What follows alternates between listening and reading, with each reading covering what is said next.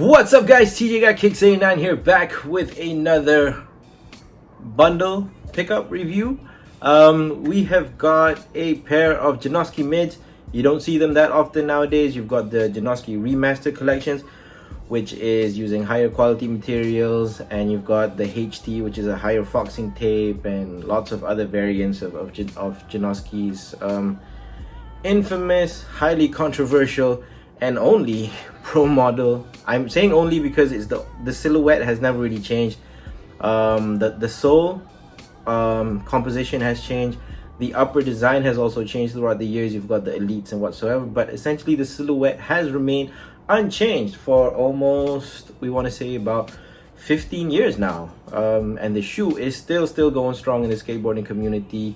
Yuto Horigome skated it heavily before he was skating in those before he was skating into dunks and was wearing slightly more wider pants a la Thiago Lemos.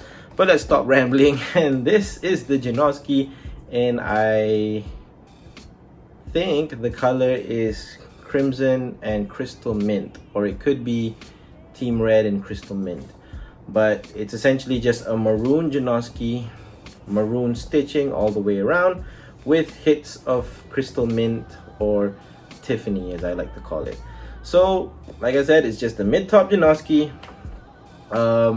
Usually your Janoskis end about here, and you go into the collar, but you have an extra eyelet at the top which protects you from shark bites. If you watch the I think it was a TV ad for this shoe, which was I think about 6 minutes long, or it could have been something that was exclusively for YouTube, but basically Stefan just wanted a higher cut shoe to protect him from shark bites.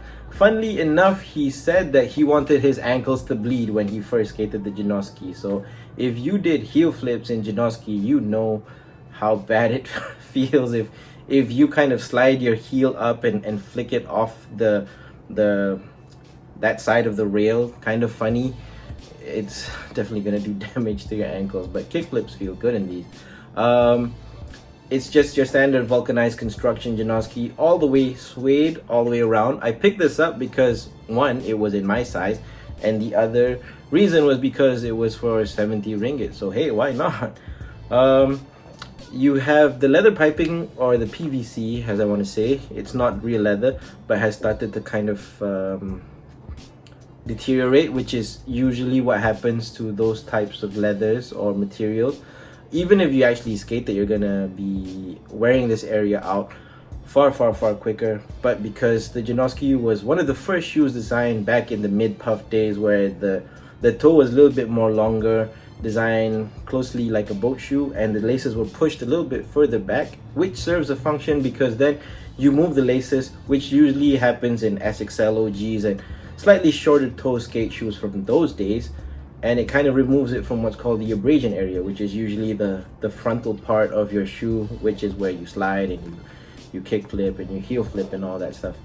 But you've got suede also in the mid panel with the swoosh stitched on in that same team red or maroon color. You've got the mid collar in canvas in a slightly more lighter color. I think this is the same color. This is not deterioration. Same thing on this side. And the mint laces, I believe these also came with red colored laces, but obviously you don't have them because I thrifted these. The tongue is literally nothing. There's nothing on the tongue, so board chops will definitely get you there. But hey, Janoskis are comfortable and wearable as hell, and you can style them up, style them down.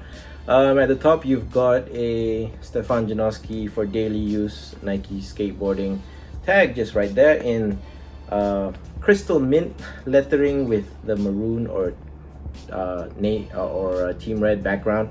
And on the inside, you've got a darker insole, darker green, I want to say, darker green. Yeah, that's the color of the insole essentially. I don't want to take it out because once you take out the stuffing from a Janoski, it just looks like shit for display. That's the insole with the crystal green lettering. The inside has not deteriorated too badly for this shoe. You could slightly see some wear and tear over there at the back in the heel cup. This shoe has an internal heel cup, which is also very helpful and supportive for skateboarding. The midsole is a midsole and outsole is just a vulcanized construction with the, I call this the first gen Janoski foxing tape. The Blazers and the Bruins also use this too. And I think the best part about the shoe is this crystal mint outsole, which looks really, really nice when you compare it. Like if you do photos of it, that red and that green just sort of is the perfect clash of both worlds. And I think this is a highly, highly classic shoe. You just need a pair of Janoskis if you skate and if you love skateboarding. And even though I'm kind of like the old school 90s big jeans puffy shoes guy, I still want to fall back onto one of these sometimes and just put some better fitting clothes on with a pair of Janoskis. And I think Janoskis will never ever go out of style. Stefan, you knocked it out of the park with this one. This is like a Jordan 1. It's still going to be relevant 25 years, 55 years down the line. Kids from the future, if you're watching this video 25 years from now, I am TJ Got Kicks 89 and I recommended this in 2023. I've recommended it from 2005 and 2006 when they dropped, although I hated them at first.